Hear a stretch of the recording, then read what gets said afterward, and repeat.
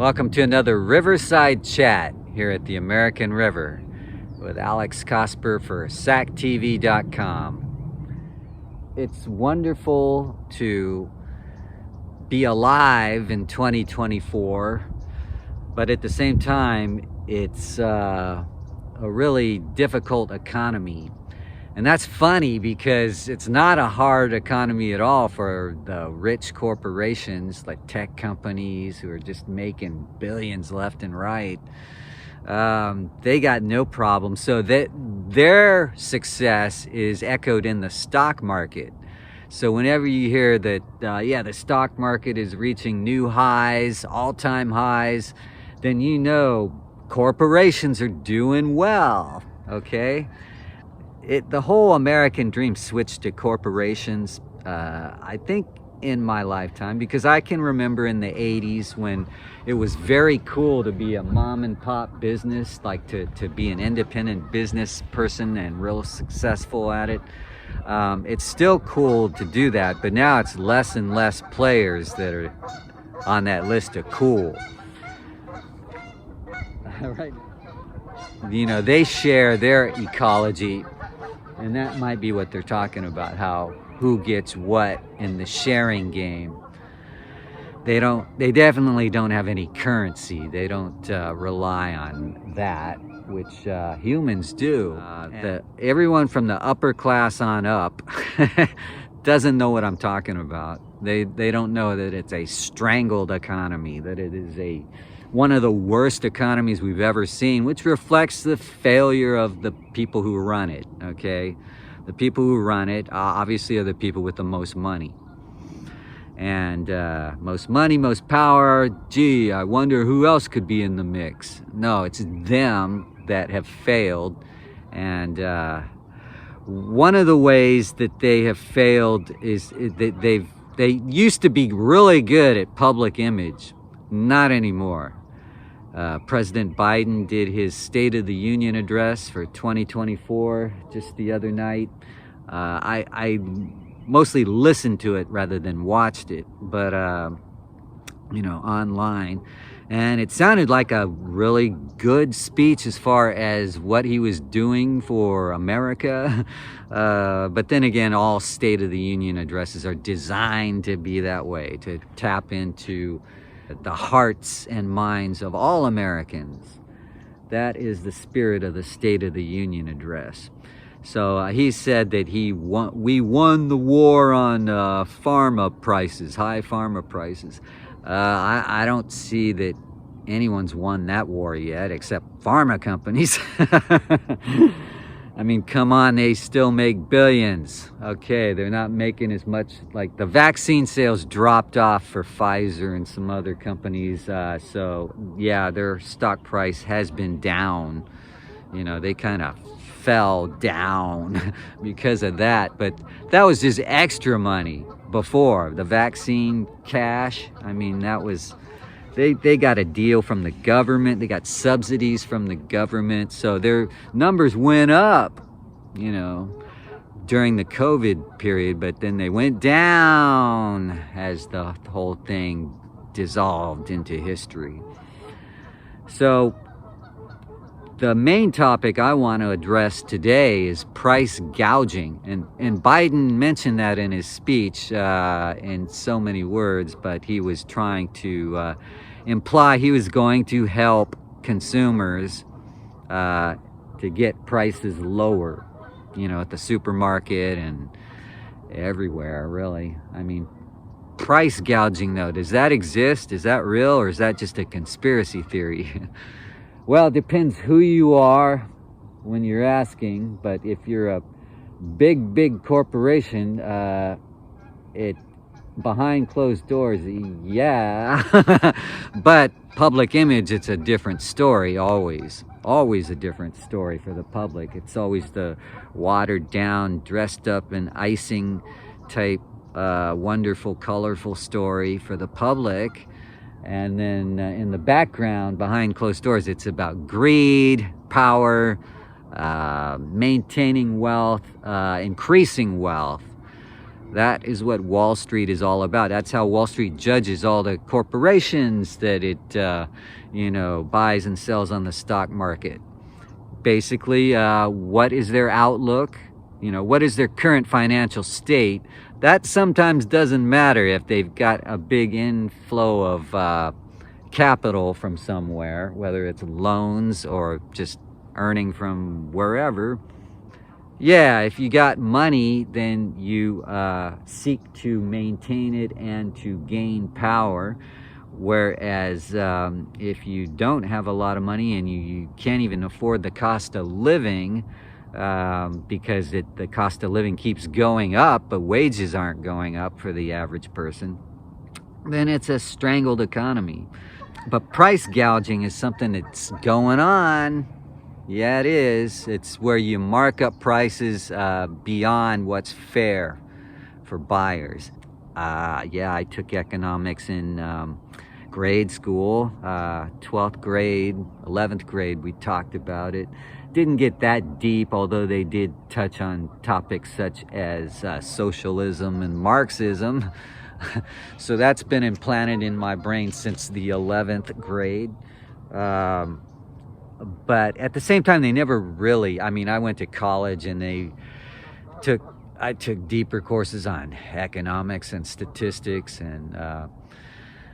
and even Sac State, a good college, a good university. They only give you a small slither of the picture of what is really going on in this world, of who's making money and how it's made, and who gets to make money in the future. Wall Street is grading corporations on their current financial state and their future financial probabilities. Price gouging is something that goes against capitalism. From my studies and my understanding, and the author of Capitalism was Adam Smith from the 1770s. He wrote the book Wealth of Nations. So that's the core of where capitalism comes from. It's supposed to be a win-win-win. Not just a win for rich people and not just a win for owners, but a win for owners, workers, and consumers. So if you got those three, then that's winning capitalism. If you're missing some of those fingers, then that's not capitalism. Could be corporatism or cartelism, some other ism, but that's not capitalism. That was not how Adam Smith planned it. In fact, he would probably be disgusted with where it's gone as far as corporations taking such control of the marketplace. So yeah, it probably is more called corporatism. It's not socialism. Don't be paranoid like a dumbass. Media tries to paint this picture that, we're going socialist, we're going communist, and we can't help it. Look at these people in the street that are uprising. That's all baloney. The media, they're the big money people, even though they're having problems right now with their finances because they borrowed too much money. It's hilarious. The big picture they paint is not the real picture of the economic realities of our markets. So just keep in mind, real capitalism is a win-win-win for owners, workers, and consumers. Okay, the baloney we're in is corporatism, and that's moving toward socialism for the rich, or communism for the rich, complete power for the rich. It's funny because if you study what communism really is, it's Karl Marx envisioned it. He was the author of that whole theory. Okay, he was poor, he was powerless. People mix him up with some kind of dictator of the past, but he was a poor writer who benefited from living with rich people. So anyway, his vision was no government. Communism to him meant community rule. And he wanted the workers to be owners of the means of production, like the machinery, the printing presses, and the whatever, the cameras. He wanted workers to have a stake in it. The wildlife at the river, they live beyond economics and capitalism and all that. To them, that's a joke, and that's what they were just laughing at. Okay, but we got to work it out, because it's all based on this lack of trust thing, that we all have to have our own stack of cash. And so capitalism evolved in the 20th century real quickly. It went from like free market, everybody, anything goes in the 1920s, no rules, not much government regulation. And then the market crashed. All of that led to a big crash in 1929. So then it came FDR and the New Deal, and government began to help out with paying bills for all the debts that piled up, not just from World War I and World War II, but just the cost of living debts. You know, the government started subsidizing food, agriculture, as well as airlines and transportation and energy companies. And pretty much they picked up the bill for a lot of stuff. And if you don't think that's socialism, then you probably don't know what socialism really is. So we've been a mix all these years of that kind of socialism, like European socialism, of government paying lots of debt, mixed with the capitalism of Adam Smith. Just a little bit of it exists still, because you can still start your own business and see what you can do to compete. And then there's the corporatism that took over, starting with the market crash in 1929. The big rich guys who shorted the market, meaning they bet against it because they knew stuff. They knew it was all going to crash, because it's all based on a Ponzi scheme that eventually falls apart. And it's just a matter of knowing when the money runs out. So price gouging, that's what corporations do when they take advantage of the ignorance of the masses. And that happens a lot due to our media misleading them, because their agenda is not to help society, it's to make money off, you know, their sponsors. They need to prove to their sponsors that all this airtime adds up to something like profits. So they care about corporate profits. And so they will mislead you to think that something is important when it's not. They're telling you to look here, pay attention to this hypnosis here, when there's stuff going on in the background that's more important. So that's the agenda. And then price gouging, they're all for it. They're for the price of stocks to keep inflating and going higher and higher for no freaking reason other than there's a Ponzi scheme going on where more money's piling into it from the upper class.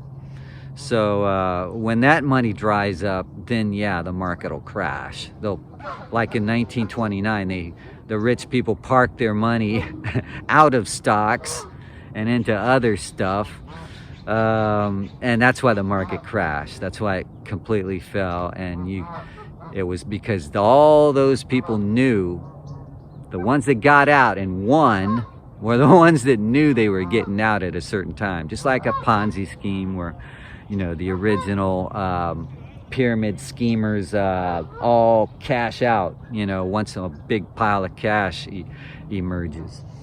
So that's it. Stock market's still rambling. Bitcoin still rambling as we speak. It's like it was near an all-time high today when I checked it, like 69,000. I think it's peaked around 70 or in the low 70s. I would guess that's a market top for that for a while, at least for this year, for 2024. And because of Biden's speech the past week, the State of the Union address, he really made it clear, at least in the speech, that he's on the side of consumers instead of corporations. Now, that hasn't always been true of him in the past, but for this week, that's the vibe. So there might be reaction in the stock market, and there might be companies that are on his side already that are just going to take the initiative and say, yeah, we're going to start lowering prices, including food prices, because we've been taking advantage of consumers who are stupid about the economy, because mass media, especially mainstream media, helps make people stupid about economic issues. They try to get you to spend your money on movies and all these other fun things, when it's gouging, it's raising debt, and it's super high, stupid prices. So anyway, there's lots of market pranks going on. Price gouging is a reality, not a conspiracy theory. Ask any CEO behind closed doors. But on TV, of course, we're not doing that. Of course, we're treating our consumers fairly. But I would say between now and the election, since Biden's got to do something to bring up his approval ratings, I mean, because they're in the dirt. He's actually neck and neck with Trump, who was just a game show host and a business failure, and a guy who benefited from media. That's where media misleads you. You think media hates Trump. No, media built up Trump. He had giant TV contracts with CBS, then NBC. That's where he made his money. That's where he cashed in after, being born rich, being born into wealth. His investments, like in the 80s and 90s, they all kind of fell apart. But it was those TV deals. Yes, those TV deals, Miss America, CBS, The Apprentice, NBC. Those made him a household name, which is great for politics. And, then once he got elected, he was still actually executive producer of his show with NBC while he was sworn in, and months into taking his term in 2017. So that should give you a lot of information to think about, Bitcoin, media manipulation, all these bubbles, they're caused by media. Like, media promotes them, okay, but they're misleading, because a lot of crap isn't worth anything, and a lot of stuff that is worth stuff, that's valuable, like food, should not be priced as high as it is. And the housing market, there's a housing bubble. Freaking all these prices are based on perception, So don't be surprised if the prices start coming down for almost anything you could imagine. So much of that is just price gouging. Okay, so now you get the picture, that how the smaller picture, Sacramento, fits into the bigger picture, the global economy, and how it's rigged by elites, and how they have the biggest influence on the stock market. All right, and price gouging at the supermarket. So that's enough for now. That's a lot to think about, actually. I have to go back and double check all this. But anyway, yeah, I'm not an economist. I'm just a songwriter. I'm a storyteller. I'm a guy who studied economics, who studied culture and society, worked in radio and media, and I think I have a little bit of knowledge about some of that. So we'll talk more at another Riverside Chat.